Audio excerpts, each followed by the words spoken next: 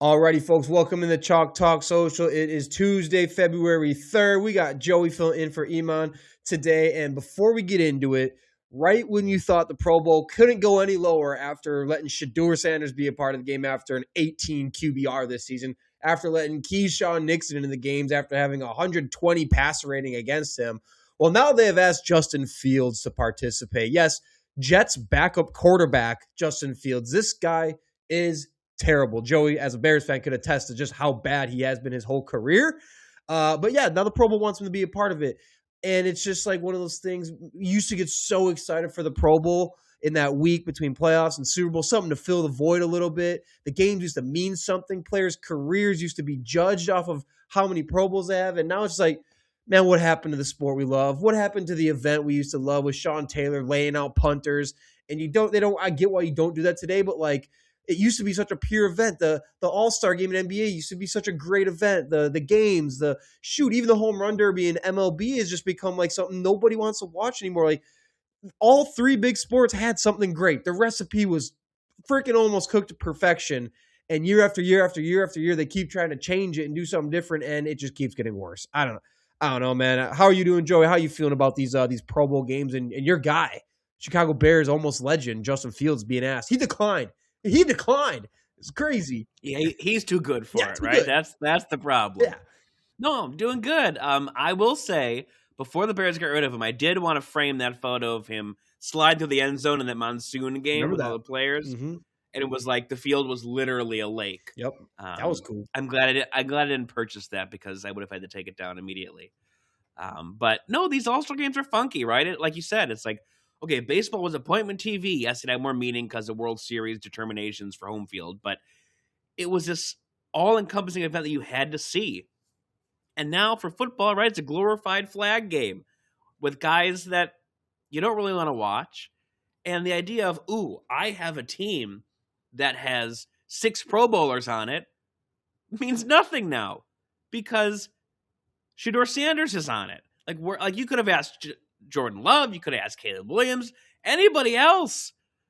And it's just weird. And I get it because the sport's changed where we're able to see all these teams every night on TV, on Instagram, on Twitter, what have you, to where it's taken away from an All-Star game. But I will say, shockingly, the one that still got it right was that Face the Nations for the NHL. That thing popped off last year. It really did. That was like an Olympic gold medal tournament in what they built. I know the NBA is starting to try to do that if they want to do, American versus international and the All-Star, but that worked.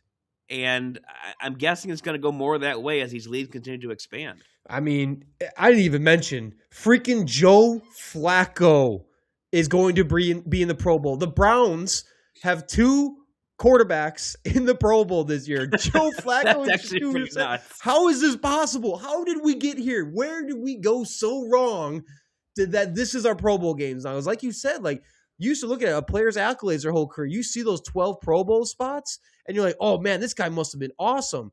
But like now, like you said, if you see like any amount of Pro Bowls on there, it means nothing. And I've told people for years, go by what the All Pros say. The Pro Bowls have meant nothing in the better part of almost a decade now. You want all pros. Pro Bowls are meaningless, stupid, pointless. The game's dumb. It's just terrible. So yeah, losing that one, obviously as a kid growing up in the prime of those games, just a damn shame, man. Just a damn shame what they took from us. But hey, you know what it is on a Tuesday. We got the top 10 and 10 to rip after. We're going to continue our series. If you want to really fast forward to the end and miss all the good stuff, I guess you can go and see who are the biggest team needs this year. We're going to pop over to the AFC South. And then Joey and I are going to tell you now that the coaching carousel cycle has all but wrapped up. Obviously, after Kubiak with the Super Bowl with the Seahawks, he will be going to the Raiders now that Mike LaFleur, the Cardinals came crawling back to him to hire him as their head coach. 2 LaFleur brothers head coaching now. The Harbaughs are no longer alone in those ranks. And then we'll give you our breakout teams that we think will be there for 2026 to kind of wrap up the show. But like I said, why don't we just get straight into it with the top 10 and 10. Number 1, recent news. The Minnesota Vikings fired GM Kwesi Adolfo-Mensah after 4 years. Hey, this firing was a big L for the analytics junkies out there. And it's going to be a stain on future GMs who have not spent times in player personnel or scouting, which he hasn't. Quessie's career in the front office has been all research and development. And as much as it seemed like an ahead of the trend type of hire at the time with analytics taking over the sport, really, nothing is yet to outweigh just knowing what you're watching on the field more than knowing what's on a spreadsheet and what PFF tells you. And look, if you're going to win 14 games with Sam Darnold, then you're going to overrule your head coach and team and essentially everyone around you who wants you to keep him. And you decide to roll with a very raw and risky J.J. McCarthy because the analytics told you to, who now after a year of him starting, granted, this is his second year and he still looks years away. 1 year starting, but he doesn't look NFL ready, even close to it. And then Sam Darnold immediately goes out and makes a Super Bowl and has another insane season. Yeah, that'll probably cost you a job. I mean, the guy's been there since 2022, has not found a franchise quarterback in Minnesota. And his whole tenure has been littered by very mid drafts, a confusing outlook on roster construction. They lose key vets for nothing. And, I mean, if you want some context on his drafting, his very first pick, Lewis Cine, the safety Lewis Cine, was just cut from a UFL roster, not an NFL. That's a sign. A UFL roster without playing a single snap. That was his very first round draft pick, Quessy. So that one didn't work out. And I got to say really quick, the whole shit about him taking time off to go be a dad with his newborn kid is just mind-boggling to me. He's getting roasted for this after you got like guys like Joe Brady saying he missed the birth of his child to coach. You got Mike McDonald saying he sees his kid 30 minutes a week. Like, this is a terrible culture that the NFL has created to now where you got your GM is getting blasted for taking time off to be with his newborn, and it's something he will never get back in his life. He's getting blasted for it. And I get like some angles to it, but I mean, that's crazy. And if you're shaming him for that, you need to take a good hard look in the mirror as like who the shame belongs to in that type of case. What's next, Joey? Next up, the Ravens hired Declan Doyle as their offensive coordinator. This is an interesting one to me because he's obviously, from my view, he's the Bears offensive coordinator as of last year, but he's with Ben Johnson. And we've talked about this a lot on this show, that if you're the coordinator with a guy like Ben Johnson, you're not calling plays. So this is a situation here where the Ravens got a really great offensive mind, and they interviewed Cole Kmet, tight end for the Bears today. He's like, this is a big loss for us in their scheming and their behind-the-scenes preparation offensively. And I get that, but when you're to that next level and now you're in-game calling a crucial down for your team on offense, that's a whole nother animal. And oh, by the way, he's under 30. So he's as young as his players right now, and having all this pressure on it, it's a lot. And so I'm wishing him the best of luck, but I'm curious if it'll work, especially with a high-pressure situation with Lamar, having a guy that's never called plays before now be in charge of the day-to-day offense in-game. Yep. That's the risk you take with these first-year guys type of thing. Next up, we got a guy who's not a first-year coach by any regard. The 49ers go out and hire Falcons head coach Raheem Morris as their defensive coordinator, replace Robert Saleh. 49ers fans, for the most part, seem really excited about it. But, the thing I got to warn them about, man, even with those solid rosters with the Rams, and our Rams fan said it himself, like they even win a Super Bowl, his defenses were always very middle of the pack in terms of the yards allowed and points allowed. In those Rams years, this is what you can consider Morris's best years, were very middle of the pack in a lot of things. And that's with Aaron Donald leading those defenses up the front. So it feels like a safe hire, still definitely a decent hire here by most regards. It fits what Shanahan wants to do. His scheme kind of lines up with what Shanahan wants to do on defense. And having been on those Ram staffs, now he's got to go against McVay for 2 years. And that's a nice upper hand for the 49ers to have on their side. And the 49ers have also invested very heavily into their defense. So there's a lot of pieces that Morris is going to get to work with. He's known to just be very adaptable with his defense. And like I said, the 49ers just always produce these top-notch defenses. It doesn't matter. Even if they got a JV squad rolling out like last year because of injuries, Saleh had those boys doing plenty enough to win a playoff game and hold the reigning Super Bowl champ Eagles to less than 19 or 219 points in a playoff game. So this defense is going to be good again with Morris. I think, it'll be a little drop off from, I don't even know where to put it. Decent hire. it's good. What's next? NFL continuing their expansion overseas. We got games going all across the world now, South America, Europe. The latest one announced is going to be in Paris. And you can get all excited about bringing football to the French nation. They're going to be stoked and packing the streets to see the Browns play the Saints. Ooh. So we do this big promo. We say, here we come, France. And you're stuck with the Browns as your football experience for the first time in your country. Whew, that's rough. So that's going to be interesting. They're also going to have a game again in Madrid. The Dolphins were there last year. This year, the rumor is the Bears are going to be there, which would be pretty cool. Caleb Williams gets a chance to go over there and showcase his skills. But I always wonder, as they keep adding these games, how much of a toll it takes on these teams in the regular season that are having to change body clocks, going weeks early. It's a wonderful idea, but in the flow of a short season, it may be tough. But we'll see. Good luck to the Browns. Yeah, what's man, next? That's crazy. All right, quick over to basketball because the NBA trade deadline is very much upon us, and the Giannis trade rumors just continue to pour in.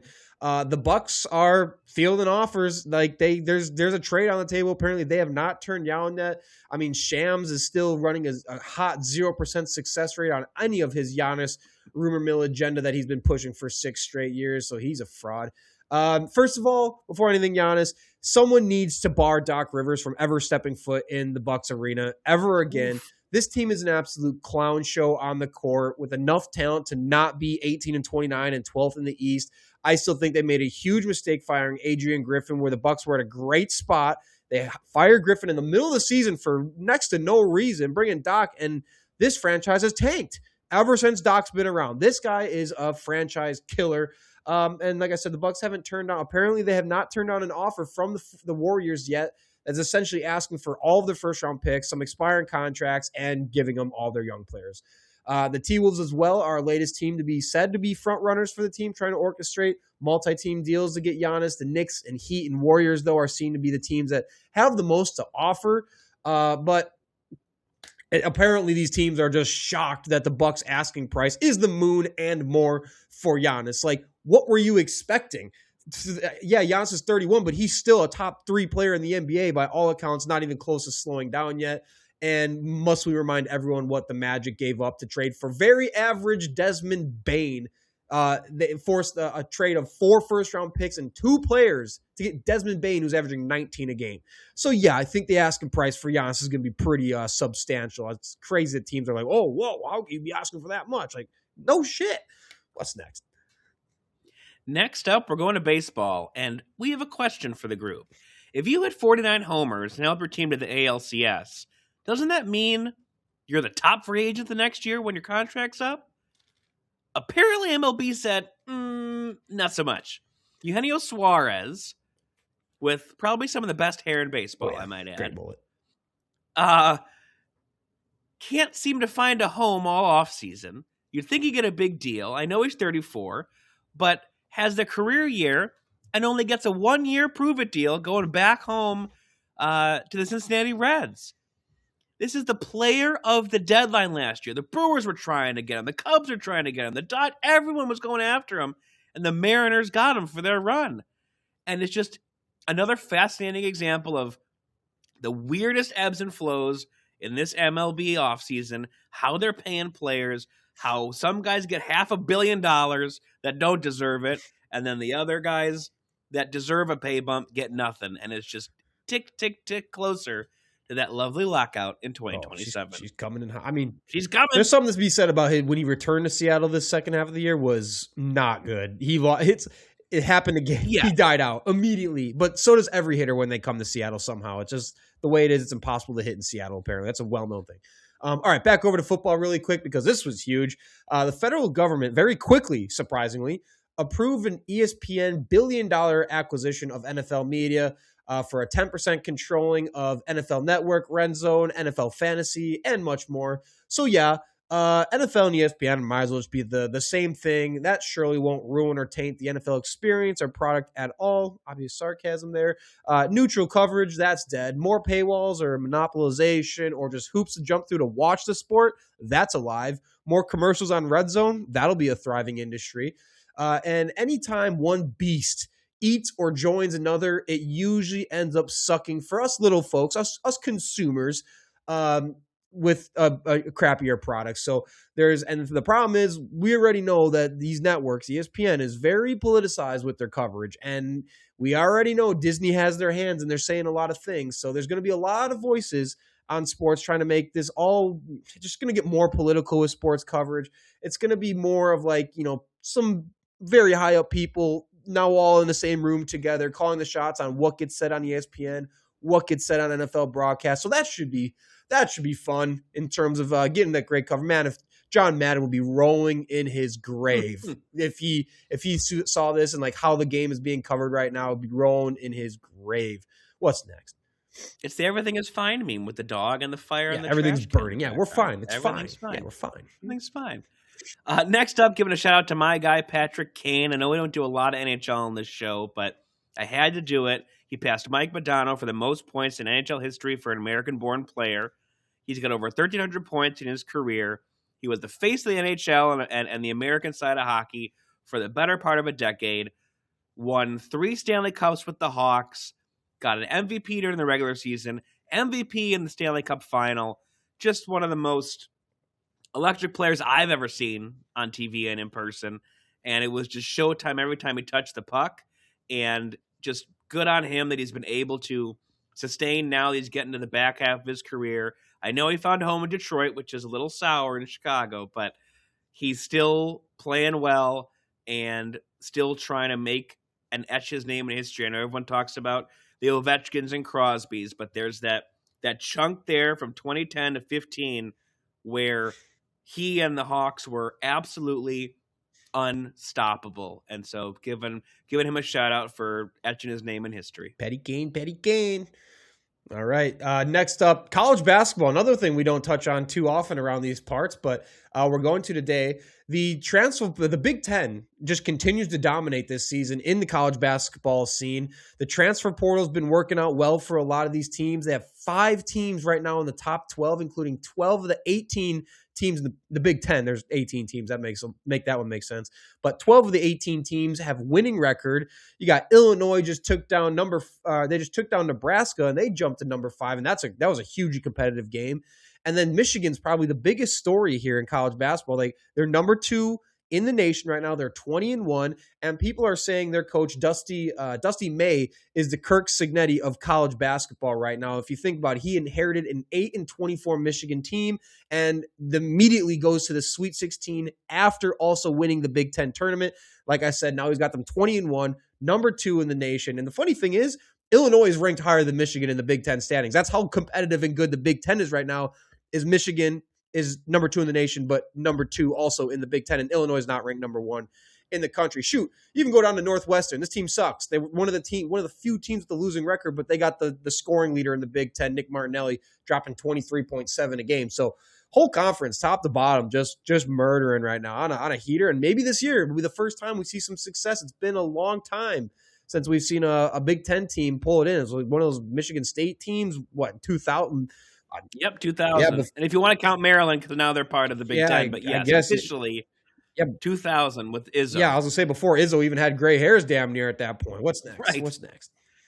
Next up, and the final one is I got to close like my man Iman. I know he's not here, but I got to go the high school route. I'm in the Chicago public school system here for work. I know he's out and where he is. Marquis Clark, Whitney Young High School. If you know Whitney Young, that's where Michelle Obama went. That's where Michael Jordan's kids went. That's where Jalil Okafor went. So big-time basketball school here in Chicago.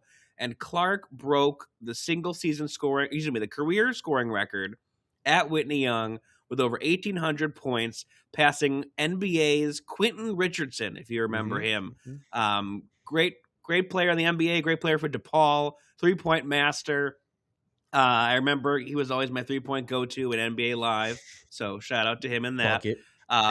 But, Clark surpassed him in scoring. They had a big celebration for him at the school. He had to have. We got an email about it when he was getting close. We're like, hey, he's close. We go, okay, great. We'll go to the school and cover the game. How much does he have to go? Like 99 points. I said, oh, well, we got like 2 weeks to get over there. He scored 99 in less than a week in like 2 games. He had 51, which was his career high in 1 game against a conference opponent, and then broke the record in the next 2 games. It was wild. So congrats to him, breaking a school record, breaking a record of an NBA player is not a small feat, especially in Chicago basketball lore and history here with people like Rose and Derrick Rose, Jabari Parker, etc. So kudos to him. Awesome, man. I mean, Jabari Parker, man, another guy that's just so sad he never worked out with the Bucks. Just hate to see that. All right, brutal. Great stuff for that one. I mean, anything you want to crack into quick before we move on that you want to talk about? Anything from the top 10 to expand on quick? I think we wanted to go into the coaching, right? Yeah, we talked a little bit about. Yeah, let's get into it.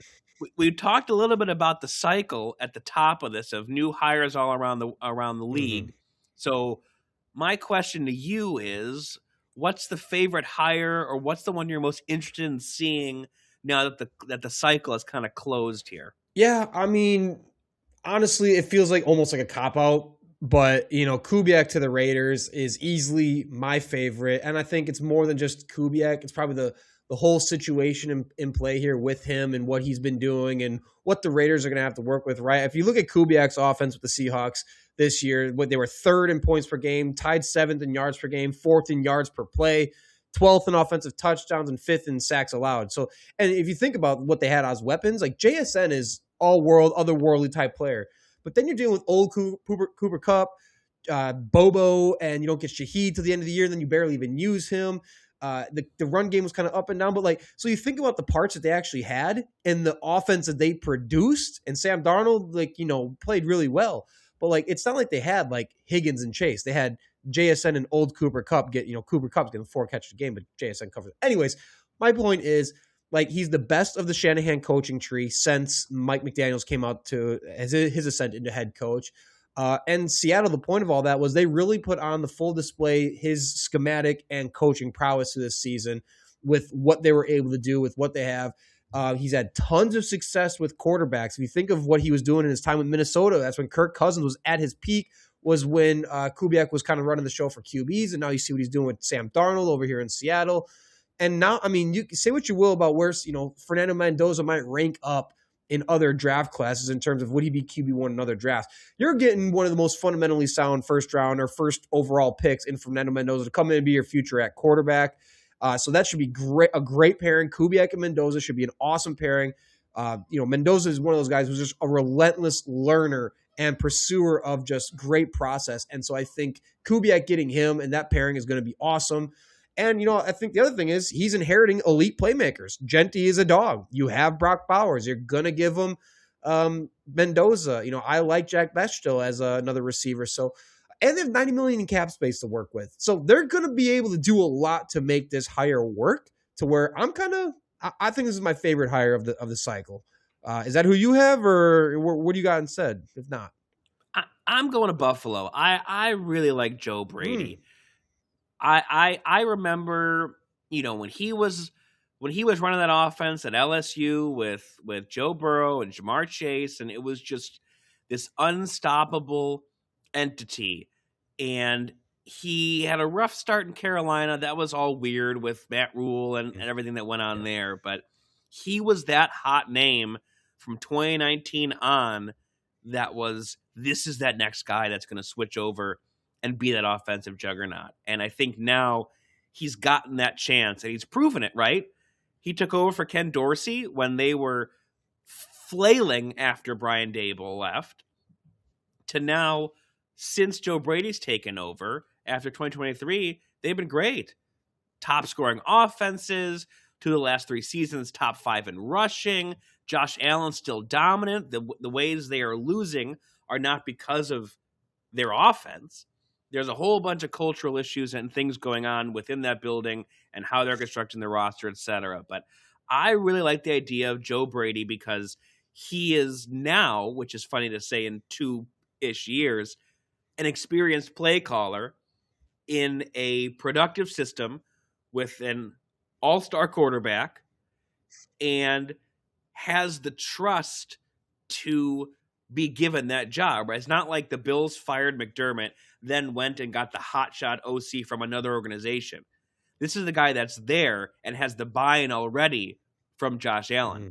That's huge. Mm-hmm. And I think that's going to really work in their favor. I think they're not going to miss a beat offensively. Will they get over the hump over Mahomes and all them? I don't know. But they're still going to be one of those top offensive teams. And he, I think, now has had the time to learn from mistakes, learn from different systems collegiately, NFL, to now be ready to take on this role now versus if you hired him as a head coach 2 years ago or 3 years ago, that would have been a major risk. High ceiling, Mm-hmm. but he probably wasn't ready. So I'm going to go with Brady. Yeah, I mean, I just can't blame Brady or McDermott. I think McDermott was the fall guy for the front offices. Just terrible roster construction, lack of accountability. Like we said, I mean, they're promoting guys who are building terrible rosters and having terrible drafts are getting promoted to major roles while McDermott's getting fired, and he's still the only one who's drafted a competent draft for this team. They're just not putting enough pieces around Josh Allen. You just can't. Khalil Shakir is nice. Khalil Shakir is an awesome wide receiver 2. Keon Coleman was a huge miss that they were dead set on. I mean, and if you look either way at these Bills offenses by a DVOA perspective, they were 5th in 23, they were 2nd in 2024, and 6th in 25. And I mean, their pass game, rush game, both in the top 10 every year. They got the best, arguably the best. I think they're the top running offense in football this year behind Cook and Allen in terms of yards per game rushing. So they got that working. Yeah, they just need to go hit on some pieces here for the love of Pete. Where are you at on the Kubiak hire? I'm interested to see where you're at on that one. I really like it from a philosophy. I'm just scared he's going to an organization that's going to fail him. And that's what's tough. Like, I guess you want to believe with Brady there now that they have a little more structure and compliance with how to run a football operation. But I think offensively, I hope it can really work with Mendoza and what they're building there in Genti. But I just get scared when these new guys go into organizations that don't have a foundation. They get eaten up alive. And just lately, whether it was the end of Oakland or now in Vegas, it's just been really unhealthy. And so I hope he can withstand that, because I think he's one of those, like we've talked about, those next minds that's can really be a game changer. Obviously has it in his blood, but it's literally it's tough when you got these organizations that just are dysfunctional and how you survive, or if they let you survive, right? When we talked about it earlier, a few shows back, and we talked about when they let go Pete Carroll, was it a perfect pairing? No, of course not. But did we think it'd be done in one season? No. And that's a Hall of Fame coach you got rid of, right? So it's a funky spot where this could either be really, I know it's like good or bad, but it either could flourish or it could be done like that and he's back as an OC somewhere. And it gets that extra shot. So it's gonna be interesting. I'm very curious to see what they do with Max Crosby and how they choose to build up that defense, because I don't want it to come in where they just invest so heavy in the offense and the defense is lacking talent, especially if you do decide to move on from Crosby. Yeah, that'll net you a whole bunch for sure that you can use to build up that roster. And again, I've said it earlier, I think the Raiders need to make moves to acquire more picks. $90 million's amazing. They're gonna be able to do some damn good things with that. I would find a way to get another receiver in the building. That's for dang sure. Maybe even more than just using a top draft pick on it. But also, like, you got areas around defense. You know, I like that they got Jackson Powers-Johnson coming back for the O-line, coming off injury. I think he's going to be a great, great piece to get back in there now, who's a rookie this year. But, yeah, man, I mean, it's going to be interesting. I mean, what about this? How about coaches that we're most intrigued by the hire? Maybe not like our favorite hire, but we're most intrigued to see how it plays out. Do you got a guy for that? I would probably go with Does it have to be a head coach or can be any coach? Sure, we'll let you pick. I was going to go head coach. You can pick whatever you want. Because I just was thinking, because we're on the offensive topic, I was just going back to Todd Monken, and I think it's really, well, I guess he is the head. Well, he's with Minter, right? No, he's the Browns head coach now. Oh, he's the Browns head coach. Yeah, I'm yeah. sorry. My fault. I was thinking Ravens because he was with the Ravens. The Todd Monken one I think is really interesting because that's a make or break for Shedeur Sanders. Yeah. They hired an offensive guy to finally try to unlock something. I know they had Stefanski, but I think Todd Monken is a real interesting one on two fronts. One, offensively and seeing how it works because their defense is stellar. So if he can fix the offense, that's great.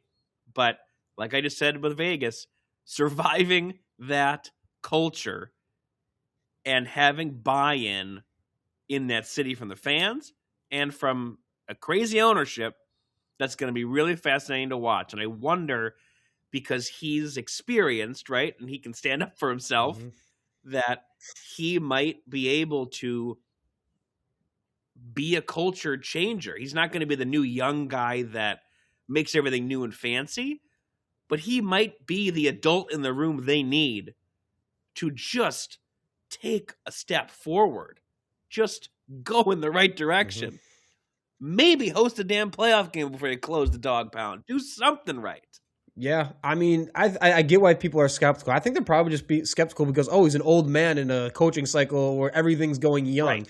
As like, man, if he was 35, would he be higher on the hire? Probably. But I mean, there's a lot of things I like about it. Why I think it's an awesome hire with Monken to the Browns is they probably believe Quinshon Judkins is their guy at running back. Well, if you look at what he did when he was calling plays for the Ravens, and yes, they had Derrick Henry, and yes, they had Lamar Jackson, but they still had three top two rushing offenses under Monken. And like I said, that should work out great for Judkins. When Lamar won his last MVP, that is when Todd Monken was in town, and he's known for having creativity and just effectively leveraging different personnel sets in his passing attack as well. It hasn't always been the prettiest thing, but like you said, this offense seemed to be bought in that they're going to probably lean into Shedeur as their QB1. They would be smart to pursue another option. That's Pro Bowler Shedeur Sanders. My bad. Pro Bowler, 7 touchdowns, 10 interception Pro Bowler, Shedeur. And you know what? They believe Shedeur's our guy. Monken believes in the vision. He's bought into the vision. Like, we're going to clearly Stefanski was not bought into that vision.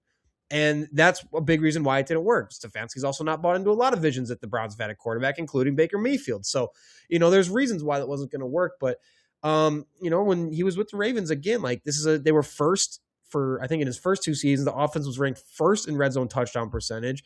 And by 2024, the unit ranked third in scoring, was first in total yards, and first in rushing. There's a lot to be excited about. And yes, that is with a younger Derrick Henry and Lamar just going to town. But he knows what he's doing out there. It's not a dump hire. I think it's a good hire. And the upside here is he's led as many, if not more, highly successful offenses than pretty much any other qualified candidate in the open market this year. A lot of guys haven't called an offense yet, and they're getting these jobs. A lot of guys have called offenses in a very limited capacity. Again, Monken's been around since 1989, man. So it's like, yeah, is he the sexiest hire? Nah.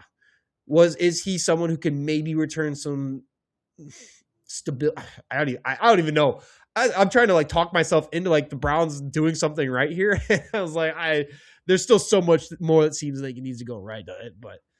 All right, I'll go over to mine quick. I'm going to take Mike LaFleur for this one. The Cardinals went out. Can you handle another LaFleur in your life? I'm almost picking this one because I want to be angry about him being more successful about Matt LaFleur and use that as validation as something. Okay, good. I don't want that, but at the same point, now I have to deal with the reality that could happen, that he, becomes a more respected, renowned coach than the other LaFleur. But the reason I'm very intrigued to see how this works out is because one, I'm really torn on what does this mean for Kyler Murray and that whole situation. But why I think it's an awesome hire is you got a guy who is amazing at knowing how to scheme open his best receivers and then getting his best receivers the ball. That was a big problem the Cardinals have. They just threw to what's the tight end's name again? McBride. They threw to McBride almost exclusively. Marvin Harrison became an afterthought. Michael Wilson had pop-offs when Harrison was gone for sure. And that's why I love the hire. Mike LaFleur has done a great job with Garrett. He led like one of the few competent Jets offenses, and they should have hired him to be head coach then. Of course, Woody Johnson in their front office being another just disaster train, let him out the building. He goes over, obviously he's had a ton of success now with the Rams. And you think about the McVay coaching tree, Matt LaFleur, Kevin O'Connell, Liam Cohen. These are all guys who became head coaches after having tremendous success as the OC for the Rams. It's a good track record. And, and he was on the Shanahan staff as well. And he gets a lot of credit for the Rams running game turning around as well. And obviously, they got Trey Benson back there. They got some potential that they're going to have to figure out running back. And no matter what, it's a huge upgrade over Drew Petzing, who goes over to the Lions. But this is a huge, huge hire for Marvin Harrison Jr. and Michael Wilson, two guys that seem to be a really, really awesome budding 1-2 punch that just they couldn't figure out how to get the ball to him. Mike LaFleur's specialty is finding out how to get his top receivers the ball and then getting him the ball a lot. So very excited about that. And yeah, I think they got some talent to beef up. He's been around a lot of really, really good teams. He's done a lot of really good things for passing offenses. So I'm curious to see how it plays out. I just really hope he doesn't become better than Matt LaFleur while Matt LaFleur is still the Packers coach. That's all I got to say. I'm prepared. I'm mentally preparing myself for the worst, though. I don't know. We'll take care of you. Don't worry. Yeah, or we'll choose Peter LaFleur from Dodgeball, and then you'll be a champion. We'll cram hole LaFleur. That Peter LaFleur. Mm-hmm. All right. I love it. All right. Let's go over to this year now to continue our trend of biggest team needs this offseason. Let's pop this one over to the AFC South. So Joey's going to be sitting in Iman's share for this one. But Joey, why don't we start biggest team need for the Jacksonville Jaguars? What do you got for them?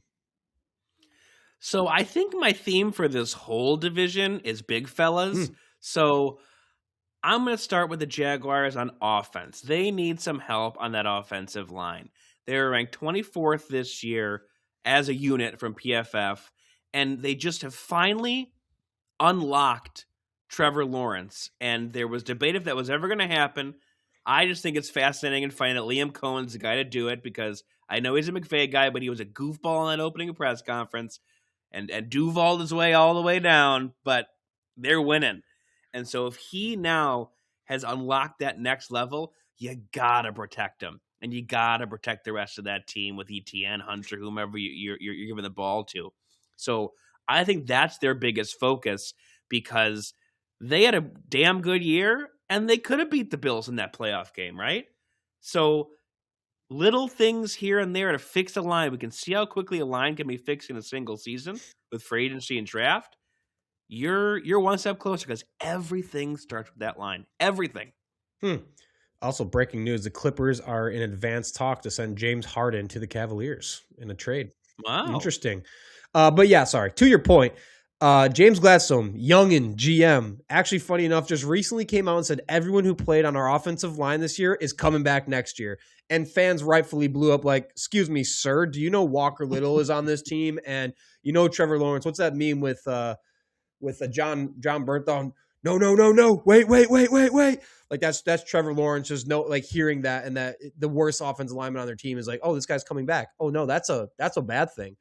So yeah, I think to your point, maybe he's back, but James Gladstone is all in on continuity, but maybe he needs to evaluate at least one spot to get right this offseason. So I like that one. For me, I'm kicking this one over to be on the defensive side of the ball. Yes, their defense had huge improvements this year, and fans are kind of all over the place. Well, were the cornerbacks bad because the safeties are bad, or were the safeties bad and the cornerbacks good, or the cornerbacks bad? So they're kind of all over on who's to blame there. I think a lot of them are making a fair argument that they should be fine with, they got Ransall coming off of IR, and you're going to probably get Antonio Johnson a ton more looks after he just had a 5-interception season. That said, it could also be argued that Eric Murray, their current starting safety, needs to get replaced. You got to do something there to fix that. I don't think they'll be in a spot to draft a difference maker at safety like a Caleb Downs. So no point investing early there. So for me, give me a D tackle up on the Jaguars defense. And then also go get another true edge, because I think what would be awesome to see out of the Jaguars is, look, you've made Trayvon Walker a bigger fella, more run defensive dominant type of fella. You didn't have many sacks this year at all, was not really existent, but he was a dominant run defender. Maybe you pack on a little bit more weight to him, right? Keep him more inside. Go get another true edge rusher to put on the opposite side of Hines Allen and just make that defense an absolute force, right? I mean, Devon Hamilton doesn't produce anything for you at the D tackle. Eric Armstead is like 32, not getting any younger. You got to do something to bolster that defensive line group, that especially right in the interior. So for me, I'm with you, big fella, just on the other side of the ball. So you prioritize D tackle, go get yourself an edge rusher, and make sure it allows you to kind of work Trayvon Walker inside more often. Because man, you put a stud edge rusher next to Walker on the other side of Josh Hines Allen, and that could be really, really, really wicked for another team to have to deal with. All right. Let's go over to the Texans. And what are you keeping the same thing with the Texans' biggest need here? Are you staying O-line? Yes, sir.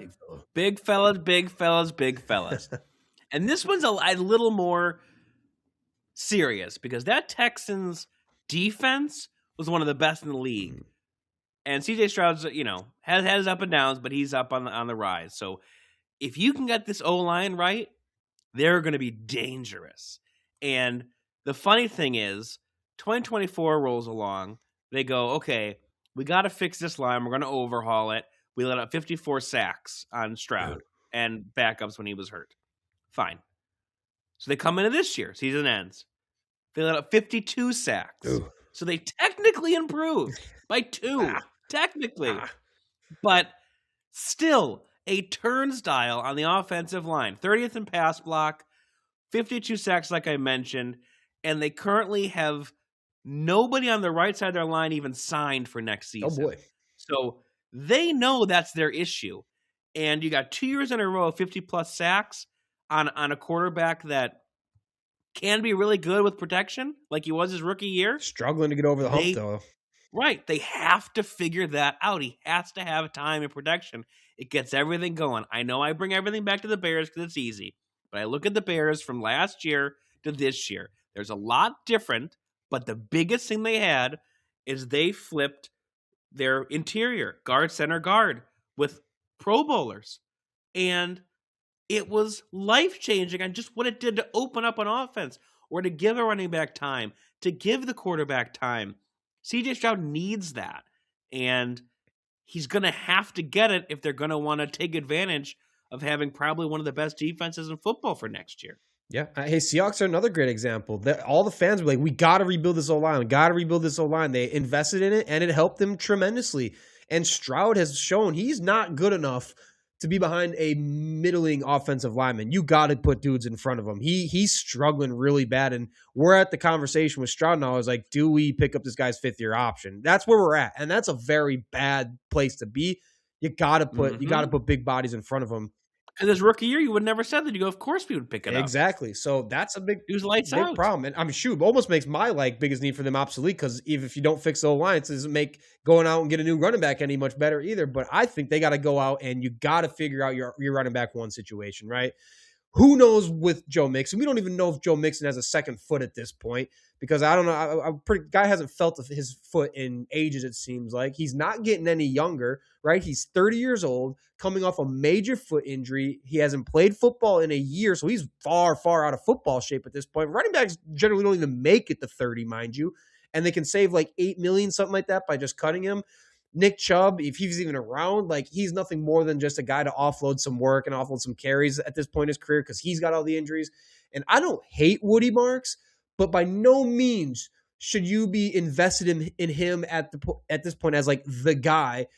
He might be a fun number 2 running back, but you still got to go out and find a certified dude to take over that running back, because Marks has the second lowest mark in football for yards after contact this year. And he's the lowest in football in tackles avoided per rush. So you can't go in the next year with that. As much as you might like him, he's a fun pass blocker. You got to go get a dude in that backfield to kind of open up the offense and do a little bit more. Go get another playmaker, so it's not just all trying to run this offense through Stroud in the pass game behind an offensive line that can't block well enough. You got to figure out the running back situation. If you don't got a run game in the NFL, I don't care if it's a passing league. If you don't got a run game, you're never going to get too far. So I say go out and fix that one. All right. To the Colts, are you staying with your theme of O-line with the Colts' biggest need this offseason? So I'm doing a combo. It's the big fellas on the other side of the line, and I know you may want to talk about defense too, but I'm going to go with, defensive line, edge, and wide receiver. I think on the defensive side, they just got to get younger. DeForest Buckner is on the other side of 32, and they just need to find a way to beef up that presence and pressure on defense. I think offensively in a wide receiver room, this is where it gets interesting because they have Michael Pittman Jr., you have Pierce, you I'm have going to have to Downs. pay Pierce a lot of money probably too, which Right. is a little scary, but... Right, and that's what's interesting is because I think the Colts probably figured they were in a middle ground going into this year because nobody expected Daniel Jones to do what he did to start the year, to where now there's kind of the expectation or the pressure to pay a guy like Pierce or improve that room outside of Downs and Michael Pittman. Like, it's going to be really interesting because there's an expectation now. This team was the top team in the South until they all got hurt. Yeah. So you have to, I think, invest in that, especially when Ballard comes out and says, we kind of really believe that Daniel Jones is our future. Well, that's a reversal from the year before of we're going to give this guy a chance and hope it works. Now you got to invest around him to make it work, to make it flourish. Yeah, nope, that's totally fair. And another thing that Chris Ballard said that's leading me to my biggest need for the Colts this offseason is he said they need to address their defensive front and just get younger, faster, and all around better. And that's a sentiment that seems to be very shared by the fan base. We need to be a faster and younger defense. They just need more impact players on defense at this point. The problem for the Colts is they don't have a first-round pick this year, and this is a great year to need an edge rusher in the first round. They could probably scoop a nice... No quarterbacks, but... Yeah, they could probably scoop a nice edge rusher in early second round with their first pick. That said, there are some dudes up in D tackle because they do need another D tackle as well, right? Like you said with Armstead, they got two guys who are 30 plus years old leading up their D tackle room right now. And there's a lot of really, really good D tackles who are going to go in round 2 and be instant day one starters or high impact players off the jump. Generally speaking, D tackles don't really come into their own until year 2. But there's going to be guys there you can plug in right away and be a big time impact player for you still. And look, Kwity Paye, I think it's Paye, right? Kwity Paye. Which one is it? Paye? I think it's Paye. I think it's Paye. He's definitely replaceable on the other side of Latu. Like, I know they just invested a high pick on Latu. He's a nice player. But he's just been everything's been too inconsistent from the edge rush player, especially from Paye. They just drafted JT Tolomalu, I think is his name, from Ohio State as well. He's got a really nice spin move from a pass rush perspective, but otherwise like kind of raw and like still a bit of ways from like becoming a truly effective NFL player. They just if nothing else, you got to add competition to that defensive end room. Or the edge from an edge rusher perspective as well. But I would beef up D tackle early in the draft and then add 2 bodies with other of more your premium spend to get the edge rush kind of bolstered as well as how I'd be approaching the Colts. So kind of same place. Yeah, it's going to be interesting to see what they pay Alec Pierce. That's going to be a big price tag, and that would be kind of scared if I'm a fan of giving him that money because it's not like he's bad or anything. I'm not trying to bash him, but you see what I'm saying? It's just kind of hard to be we're paying him how much money and he's done exactly how much. It's that middle guy. It's you had the argument earlier about Stroud, right? You pick up the option. Of course, that's a bigger deal, your quarterback, but there's a name and a pedigree kind of there.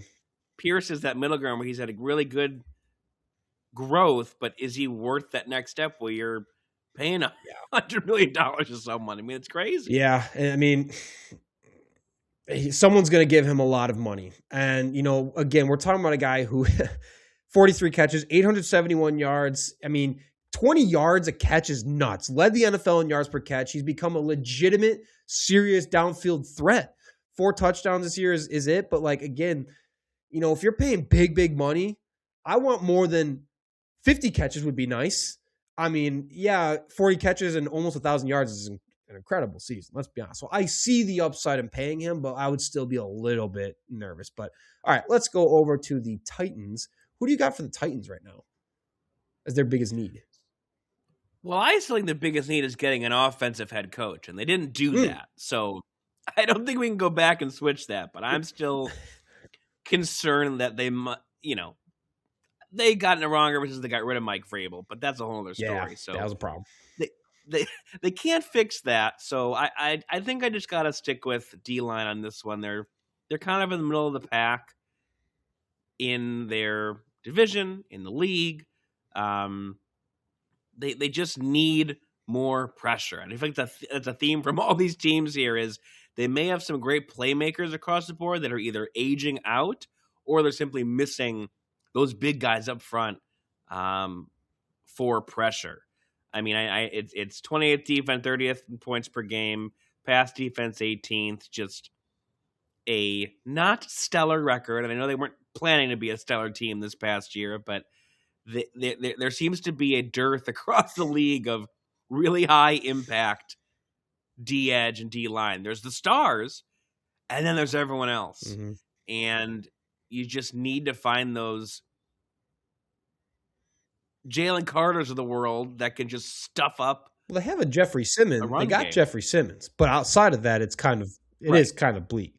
But I'm also excited about that. I mean, we saw what Saleh did with Quinton Williams and how great that was looking. And you're not giving him Jeffrey Simmons, who is equally as all-pro dominant as Quinton Williams has ever been. So I'm excited about that. I'm going to go on offense here and say the Titans got to get themselves a freaking wide receiver one, man. If you want Cam Ward to take the next step, I love that they brought in Brian Dable to run the offense. Personally, I love that. He's got the bandwidth. He's got the network to run that offense so Saleh can focus exclusively on defense. If this is going to work, that's how it has to be. And I think Dable's a great, great guy to lead their offense, especially with Cam Ward. You know, we saw what happened when he was with Josh Allen. If you want to give Josh Allen more credit, sure. But when Jackson Dart and Dable, and again, Dart was a Dable guy, it kind of was looking good. It looked better than when Dable wasn't there, and Jackson Dart kind of like became a different player.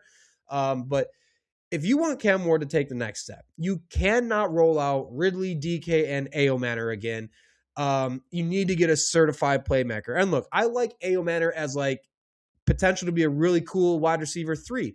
I think, Dable goes back. He coached Ridley at Alabama. So I think there's going to be a reason for them to keep Ridley around. And I think there's added upside with getting that pairing back and working together. So I think even Calvin Ridley is like a cool wide receiver too, potentially. And I know the season he's coming off of, and Ridley's got a lot himself to work on that Dable's schematics aren't going to fix. So there's still that. So you go out and you draft a big-time playmaker wide receiver that you're expecting to take over this room and be the guy that Cam Ward is throwing to as his top dude for the next 10 years, that is what you need to go get. You're not going to cut it with Ridley, DK, A.O. Manor. That is one of the worst receiving rooms across football. I mean, just let's be honest about it. You got to go add a dude and really help this Cam Ward thing get off the ground, because Cam Ward had a lot of flashes. Like, he showed a lot of moments that, like, well, yeah, we should definitely be building around this guy. And I really like Tyjae Spears as a running back. I think he's super underrated. I think he needs a lot more touches in that offense, especially as like a pass catcher. But just go get yourself a certified dude at wide receiver 1. Let's make this Cam Ward experience work. I think it's a much better situation for Saleh than the Jets ever were.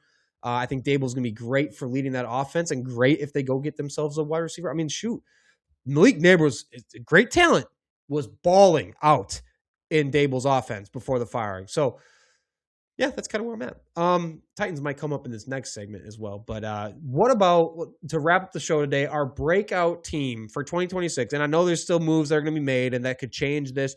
But I think for the most part, we kind of know what teams were this last season and what they're going to be going into the next season. There will be draft picks and rookies and, maybe a big splash here and there that could potentially change things. But who do you got as your breakout team for the 2026 season based on where we're at right now?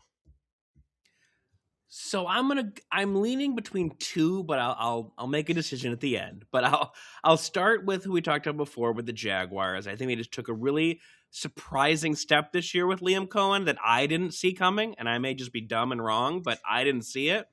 And they're ascending, and they're a team to be messed with in the playoffs next year. So they're, I think, a really, really cool one to watch. But the one I'm going, I think, ultimately choose is going to be the Chargers. I really am trying to buy into the Justin Herbert and Harbaugh marriage. I think they just need some time to marinate and get that to work. And now it's kind of make or break time's a strong way to look at it. But Herbert's been unbelievable statistically his entire career in the league. But he can't get those wins, and his teams have failed around him. And so I think this is a chance now where they had a stellar defense last year. Their offense is really growing, And if it weren't for huge injuries on their O-line, they would have been in a much better spot competing down the stretch. So I think the Chargers are the team I'm buying. And by the way, on your salary cap lists everywhere, they have over, let me see, $88 million in cap space to spend. So whatever they're missing, they're going to go out and buy it. And they have an owner that doesn't care about money and can spend. So that's where you go. You got the foundational pieces. And oh, by the way, you have almost $90 million that you can play with. That's a recipe for a perfect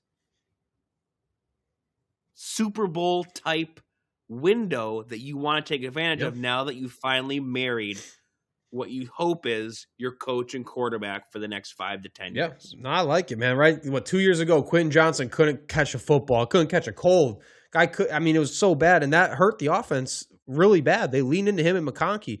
This year, you add Keenan Allen, and Quentin Johnson takes the next step. And but both of those years, offensive line injuries up and down the board. You lose Slater and Alt this year to season again. That'll kill you when both your starting tackles, who are both all-pro caliber tackles, are going down. That's going to kill any team. But now you got the running back at Hampton. That seems to be like a big draft hit and getting Hampton. Quentin Johnson looks like he's kind of back on track for the most part. McConkey's a really good football player. So I agree. I think there's a lot of potential for this offense to truly take the next step, especially with a new offensive guy calling the plays now and getting away from what they had going to some really stale, just basic play calling. I think will be a huge lift. I'm a little worried about the defense. Now, I'm a little worried about the defense becoming an excuse. I think Khalil Mack's probably gone this offseason to free agency. You obviously lose Jesse Minter as a huge loss. He elevated the heck out of that defense with his play calling, his schemes. So now it's like little worried that they could, take a step back. Defense, not saying they're bad. They do have a lot of talent around the defense for sure. That they should be still okay. But as the offense maybe seems to be getting better, now the defense might take a step back. So I hope they can, like you said, just find a way to make it work with all that money. I could buy into the Chargers for sure. I don't want to give up on Herbert yet either. As bad as the playoffs have looked for Justin Herbert, I'm not ready to cash it in. I still love the talent. I love what they're doing. Me too. I love what they're doing around him, and I'll buy him. I'll buy the Chargers. I'm not giving up either. For my team, I'm gonna go back to the Titans as my breakout team for 2026. Saints are going to be my runner-up here. I'm a big Shuck guy, big and buying into Tyler Shuck, and I think if they get a running back and another receiver, that offense can really take off. I love Kellen Moore in that offense for them. We'll see him in Paris, baby. Yeah, when they're beating the Browns in Paris. But I'm going to stick with the Titans right now. So you kind of went with playoff teams. I'm going with teams who didn't even sniff it. To the salary cap conversation with the Titans, $100 million to work with this offseason. I love the Dable Ward pairing. Again, just everything we've seen from Dable to this point, how he's going to be able to run that offense, and Salah's not going to have to worry about the offense at all, is a major win. And it's just the best, like I said, it's a much more stable situation than Salah had with the Jets. He's got the OC that's going to call the plays. He's got the young quarterback. And he's got one of the best anchors in the defensive line in Jeffrey Simmons in the entire NFL to build the defense around now. And the thing about Salah, man, is his defense has been top 5 in total defense every year since he's been a defensive coordinator, play caller, head coach, you name it, even in those Jets years. Now, they just hired Gus Bradley to be the DC. He's not calling plays, so let's relax. I don't think it was a home run hire. I think it was a great hire for the sake of adding amazing experience to that building, getting Gus Bradley. He's coming off of being the 49ers assistant head coach as well.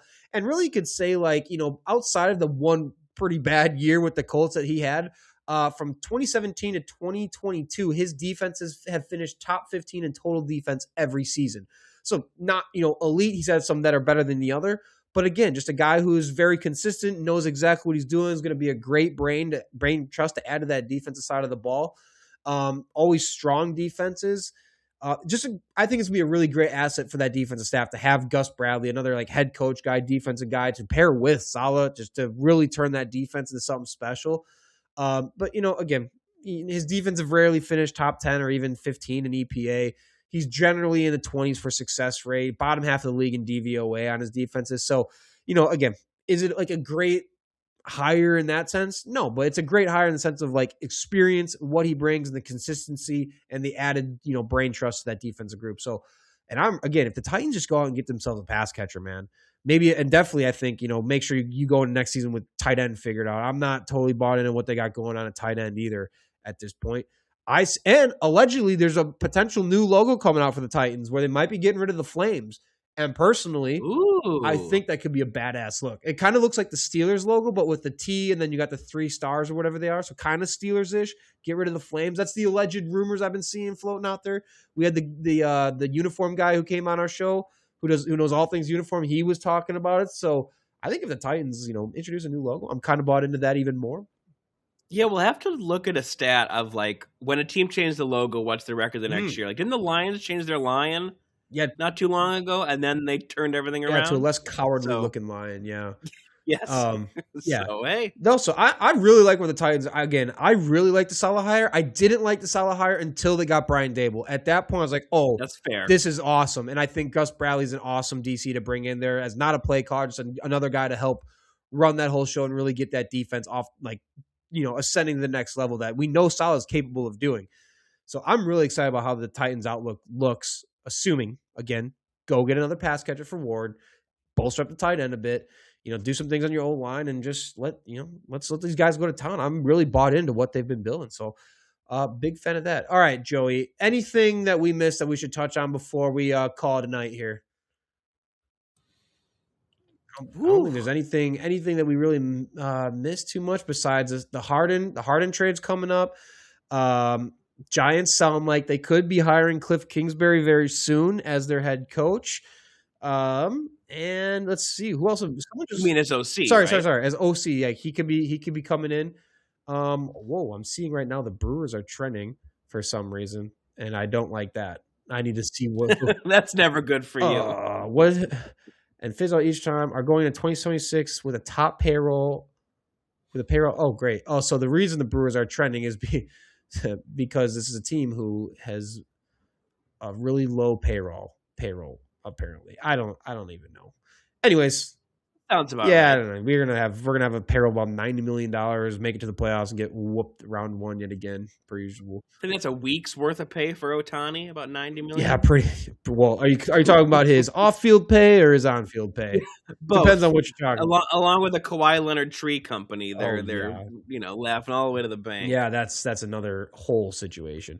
But all right, for another episode of Chalk Talk Social, that's what we got. We will see you on Friday. I believe we have a Jets fan coming on, so that'll be interesting to get a Jets fan perspective on the misery. Nothing says Super Bowl like Jets. The misery that is being a New York Jets fan and seeing what they got to say. It's always good to get again, as a Packers and Bears fan, we haven't seen, the total glory in a long time, and we complain about a lot, rightfully so, I think. But we have nothing to really, really complain about when we're talking to these Browns fans and now a Jets fan. It's humbling. It'll be humbling talking to a Jets fan, hopefully. But until then, we will see you on Friday. See you.